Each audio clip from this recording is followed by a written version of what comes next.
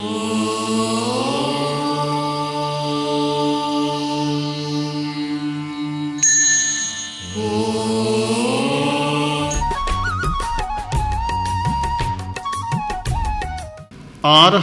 वाङ्मय में कहा गया है, सोचा जानई कल्याणम,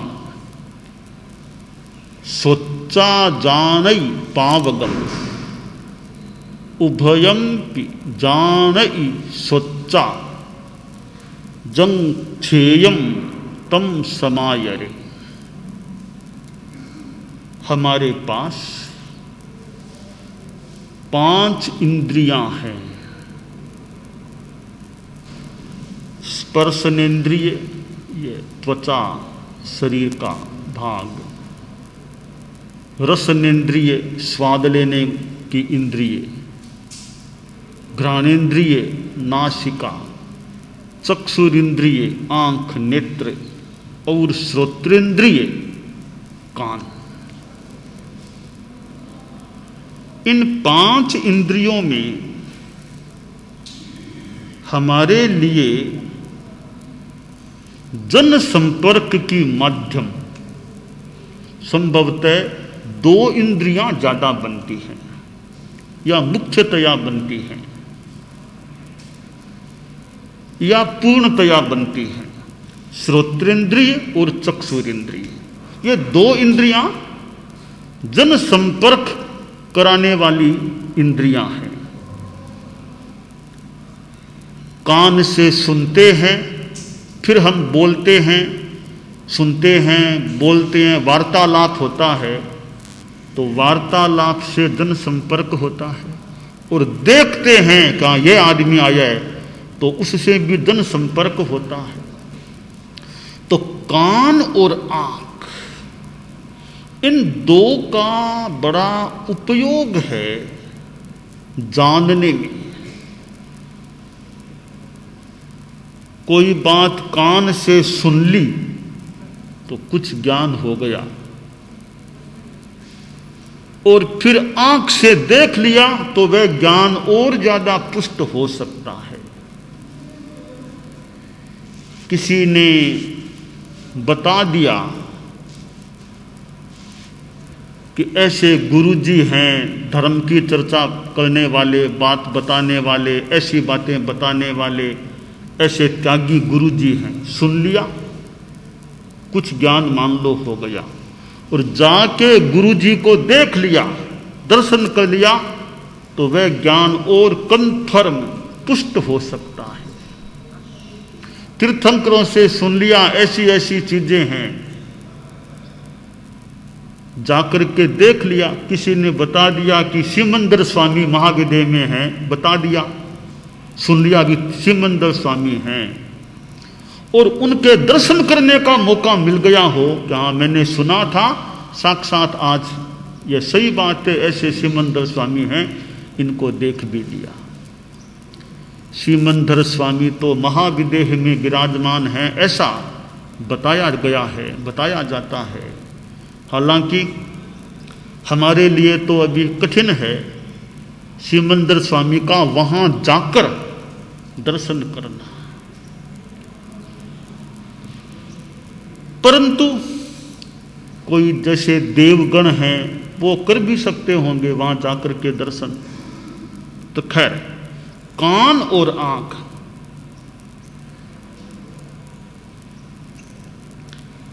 एक विद्वान आदमी एक संत के पास आया, तो संत ने उसको देखा, कुछ मन में जिज्ञासा थी, कौन आदमी है, कहाँ से आया, मन में जिज्ञासा हुई। तो विद्वान बोला, दूरेण श्रुत्वा भवदीय कीर्तिम कर्णौ तु तृप्तौ न चक्षुषी मे तयोर्विवादं परिहर्तु कामः समागतो हम तव दर्शनाय समागतो हम, तव दर्शनाय। विद्वान बोला, संत प्रवर, मैंने अपने गांव में आपका नाम सुना था, आपके बारे में यशो गाथाएं सुनी थी, आपके त्याग संयम की महिमा सुनी थी। बहुत अच्छा लगा कि ऐसे संत प्रवर हैं, त्यागी हैं, जो रात को पानी भी नहीं पीते हैं, खाना तो दूर। और इतने बरस हो गए आज तक कोई वाहन का उपयोग नहीं किया है, पाद विहार से काम चला रहे हैं, यानी व्हील चेयर से या पाद विहार से, व्हील चेयर नुमा साधन से, बाकी वाहन का उपयोग इतने वर्षों में नहीं किया दीक्षित होने के बाद। और भी बड़े बड़े नियमों के धारक हैं। ऐसा मैंने अपने गांव में आपके बारे में किसी आपके भक्त से कानों से सुना था। कवि की भाषा है, मुझे बड़ा अच्छा लगा कि ऐसे त्यागी संत हैं, बहुत अच्छा है। तो आंखें कवि की भाषा में बोल पड़ी कि महोदय, मेरे भाई कानों को तो बड़ा आज आह्लाद मिला होगा, तृप्ति मिली कि ऐसे संत प्रवर हैं, उनकी महिमा की बातें कानों ने तो सुन ली, क्योंकि कानों का विषय है शब्द। उन्होंने शब्द के माध्यम से मानो सुन लिया। परंतु महोदय, मैं तो आंख हूं, शब्द मेरा विषय नहीं है, मेरा विषय तो रूप है। मैं तो देखूंगी उनको, तब मुझे तृप्ति मिलेगी। तो आपने मेरे भाइयों को तो बहुत कुछ दे दिया, तृप्ति दे दी, मुझे कब तृप्ति मिलेगी उनके दर्शनों की। तो मैंने सोचा कि भाई आंखें भी तो मेरी ही हैं, इनको भी तृप्ति मिलनी चाहिए। इसलिए मैं लंबी दूर यात्रा करके आपके पास आया हूं कि आंखों को भी तृप्ति मिल जाए आपके दर्शन करके। तो दूरेण श्रुत्वा भवदीय कीर्तिम, दूर से आपकी कीर्ति को सुनकर कर्णौ तु तृप्तौ, मेरे कान तो तृप्त हो गए, न च चक्षुषी में, किंतु मेरी आंखें संतृप्त नहीं हुई। उनकी मांग थी कि हमें भी तृप्ति मिले। तो थोड़ा सा विवाद हो गया आंख में कान में, कि कान को तो मौका मिला, आंख को नहीं मिला। तो मैंने सोचा दोनों को ही संतोष देना चाहिए। तो तयोर विवादम परिहर्तु काम है, तयो उन दोनों का, कान और आंख का आपसी विवाद था, उसको दूर करने के लिए समागतो हम तब दर्शनाय, आपके दर्शन करने के लिए, तुम्हारे दर्शन करने के लिए मैं दूर से चलाकर यहां आया हूं।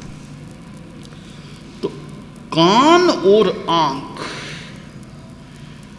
बहुत महत्वपूर्ण है संपर्क के लिए, जन संपर्क ही नहीं, पदार्थ संपर्क के लिए भी इनका महत्व है। आंखों से देखते हैं तो कितना हमें ज्ञान होता है। जो लोग जन्म से अनेत्र हैं, अचक्षु हैं, अज्योति वाले हैं, आंखों की ज्योति नहीं है, उनके लिए तो दुनिया पता नहीं कैसी कैसी होती होगी, वो देख नहीं पाते हैं, केवल कानों से मान लो सुन पाते हैं। तो उनके लिए दुनिया, उनके लिए ज्ञान के रूप में दुनिया मानो कम हो गई। और कोई मान लो बहरे हैं, सुन नहीं पाते हैं, तो उनके लिए भी कुछ कठिनाई है ज्ञान प्राप्त करने में। जिनके पास आंख भी सक्षम है और श्रोत्र कान भी सक्षम है, वे लोग कितना ज्ञान कर सकते हैं। इसलिए कान और आंख हमारे लिए बहुत उपयोगी होते हैं ज्ञान प्राप्त करने में। अब प्रश्न है, हम कान और आंख का उपयोग क्या करते हैं? हम इनका अच्छा उपयोग करें, अच्छा उपयोग करें। एक संत के पास एक युवक आ गया, कोई लेकर के आ गया उसको, और लाने वाले ने कहा कि संतवर यह हमारे गांव का आदमी है, युवक है, अभी तो 21-22 वर्ष का है, जन्म से ही इसके आंखों में ज्योति नहीं है। हमने सुना कि आप संत आए हैं, बड़े कृपालु हैं, वरदान भी देते हैं, तो आपकी कृपा हो जाए तो यह मेरा मित्र देखने लग जाए, बस आपकी कृपा चाहिए।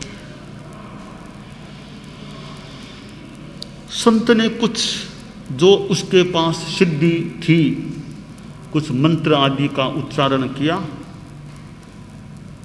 और कहा जाओ, कुछ समय में ही, कुछ ही दिनों में आंखें ठीक हो जाएगी, ज्योति आ जाएगी।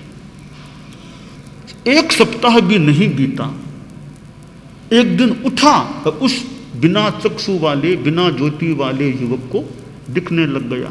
आहा, ऐसी दुनिया है, दिखने लग गया। अपने मित्र से कहा, रे मुझे तो आज से दिखने लग गया, उस संत वर ने जैसा वरदान दिया कि कुछ दिनों में काम हो जाएगा, दिखने लग गया। बहुत खुश था, ज्योति आ गई आंखों में।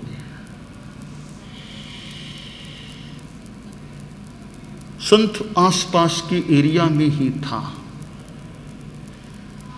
और एक दिन संत जा रहा था, और वो युवक जिसको ज्योति का वरदान दिया था, उसको संत ने देखा। संत को लगा यह आंखों का अच्छा उपयोग कुछ अंशों में नहीं कर रहा है, तो संत ने थोड़ी आवाज दी, तो वो युवक रुका। संत उसके पास पहुंचा, बोला, अरे तुम तो वही हो ना जिसको मैंने ये ज्योति का वरदान दिया था।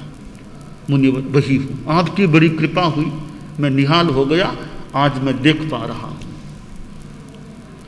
तो संत ने कहा, रे मुझे लगा तुम कुछ आंखों का दुरुपयोग कर रहे हो, तो क्या मैंने इसलिए तुमको आंखें दी, ज्योति दी, जो तुम दुरुपयोग करो आंखों का?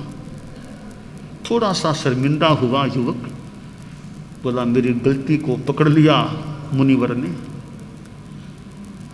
कुछ क्षण मौन रहकर संत के चरणों में वंदन कर बोला, मुनिवर, मेरी तो खैर कमी है ही है, अगर भूल न करूं और आसाधना न हो, मेरी बात सही हो तो कहना चाहूंगा मुनिवर, थोड़ी भूल आपकी भी है। संत ने कहा, मेरी भूल? मैंने तो तुमको वरदान ही दिया आंखों का, मेरी भूल कौन सी हो गई? तब युवक बोला, मुनिवर, आपने मेरी बाहर की आंखें तो खोल दी, पर भीतर की आंख नहीं खोली। आप बाहर की आंखें खोलने के साथ साथ मेरी भीतर की भी आंख खोल देते तो संभवतः मैं इन आंखों का दुरुपयोग नहीं करता। संत ने कहा, ठीक है, अब मैं कभी तुम्हारी भीतर की आंख भी खोलने का प्रयास करूंगा, तुम मेरे संपर्क में रहो, कुछ सुनो समझो, थोड़ी भीतर की आंखें भी खुल सकेगी। तो ये हमारी बाहर की आंखें हैं, इनका भी बड़ा उपयोग है। भीतर की आंख खुल जाए फिर तो बहुत बड़ी बात हो जाती है। ये 5 इंद्रियां हैं, और मैं खास करके 2 इंद्रियों की चर्चा अभी कर रहा हूं, श्रोत्र और चक्षु। हम इन दोनों का बढ़िया उपयोग करें,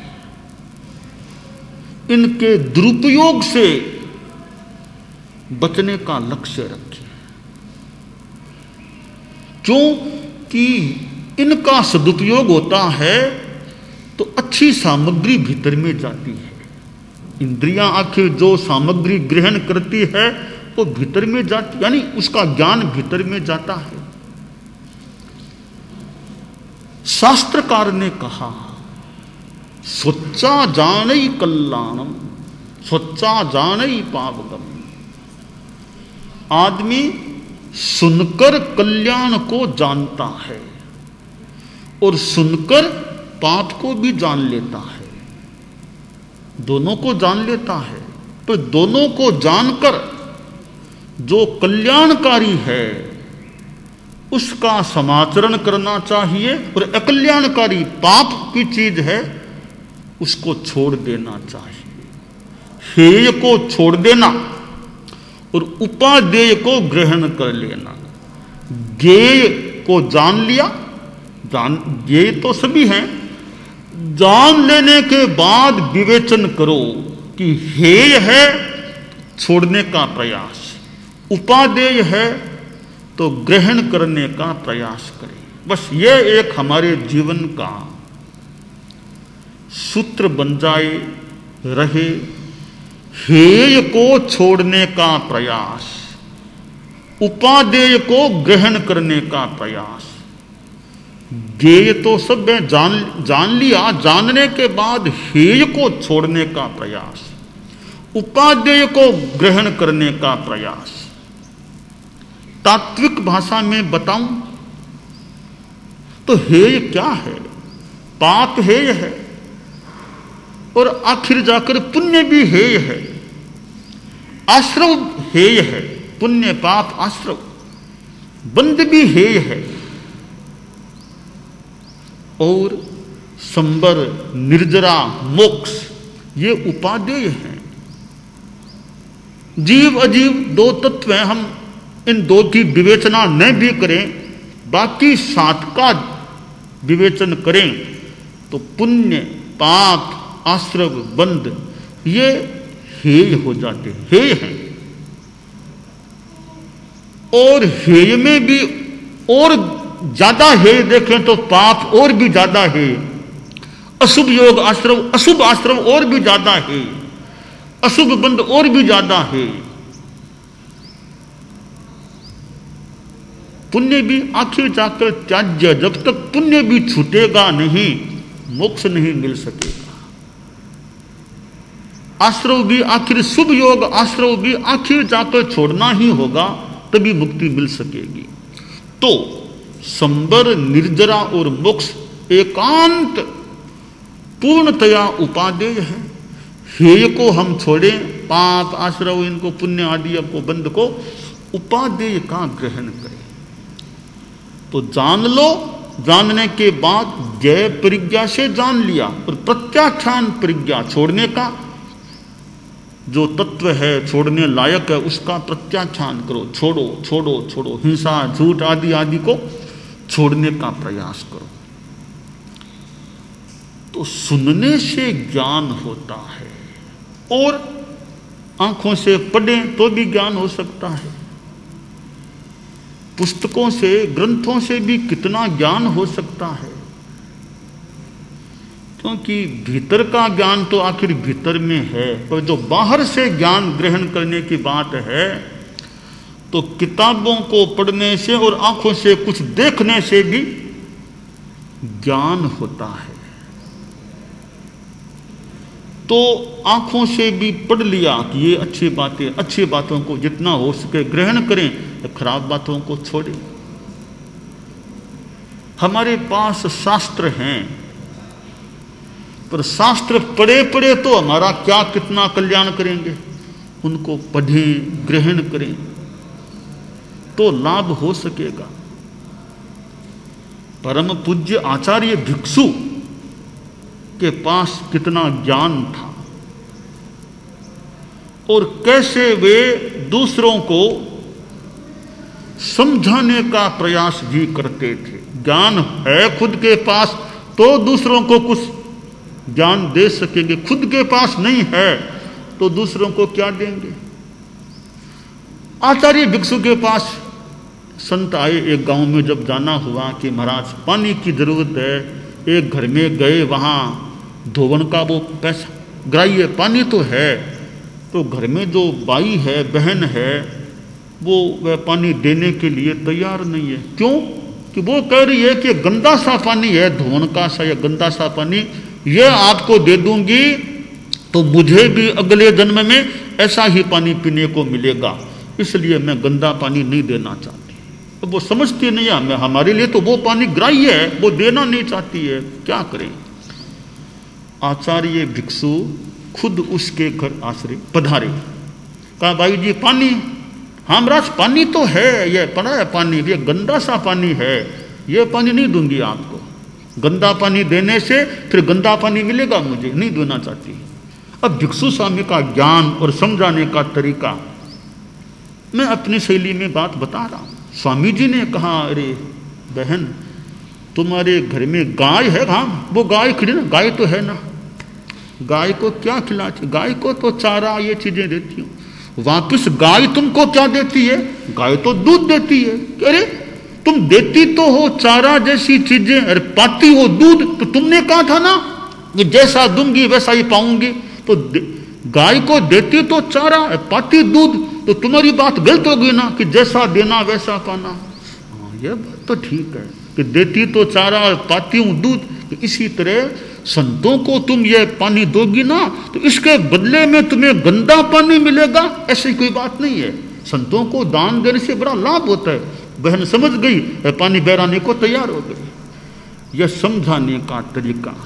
तो हमारे पास ज्ञान होगा, कुछ समझाने की कुछ कला होगी, तो हम दूसरों को दे सकेंगे, समझा सकेंगे। तो हमारे पास ज्ञान हो, ठीक है, सबके पास एक समान ज्ञान होना तो मुश्किल है। जितना ज्ञान है खुद का भला करें और ज्ञान के द्वारा दूसरे का भी भला करने का प्रयास करें। परम पूज्य आचार्य तुलसी हमारे धर्म संघ के 9वें आचार्य थे। आचार्य महाप्रज्ञ जी हमारे धर्म संघ के 10वें आचार्य थे। और कितना ज्ञानाभ्यास उनके पास था, ज्ञानाभ्यास किया था। और शास्त्रों का कितना अध्ययन ही नहीं, संपादन अनुवादन जैसा काम भी हुआ था। आचार्य तुलसी के वाचना प्रमुखत्व में, गुरुदेव तुलसी के वाचना प्रमुखत्व में हमारे धर्म संघ में आगम संपादन का काम शुरू हुआ। और वह आज भी अभी तक पूरा नहीं हुआ है, अभी भी वो काम गतिमत्ता की अपेक्षा रखता है मानव। तो शास्त्रों का संपादन हुआ, कितने कितने आगम प्रकाश में आ चुके हैं, कितने आगम प्रकाश में हमारे यहाँ गुरुदेव आदि के इस परिश्रम से निष्पन्न हुए, वे प्रकाश में आ चुके हैं। आगम तो पुराने, पर संपादन अनुवादन बाद में जो हुआ है उस रूप में प्रकाश में आ चुके हैं। अब कोई पढ़े आगमों को तो कितना ज्ञान हो सकता है, कोई पढ़ने वाला चाहिए। इतने सुंदर आगम है और पढ़ने में भी अच्छे लगने वाले हैं। बाकी अच्छे तो अपनी अपनी रुचि इच्छा की बात है, पर कितना ज्ञान है। तो आंखों से ऐसे आगमों को पढ़ें और कानों से आगम वाणी को सुन लें तो कितना हमें लाभ हो सकता है, कल्याण का पथ प्राप्त हो सकता है। दानान सिद्धम अभय पयानम सच्चे सुया अनवज्जं वयन्ति तवेषु या उत्तम बंभचेरम लोगुत्तमे समणे नाय पुत्ते। अरहंता मंगलम सिद्धा मंगलम राहु मंगलम केवल्ली पन्नतो धम्मो मंगलम अरहंता लोगुत्तमा सिद्धा लोगुत्तमा साहु लोगुत्तमा केवल्ली पन्नतो धम्मो लोगुत्तमो अरहंते शरणं प्रवज्जामि सिद्धे शरणं प्रवज्जामि साहु शरणं प्रवज्जामि केवल्ली पन्नतो।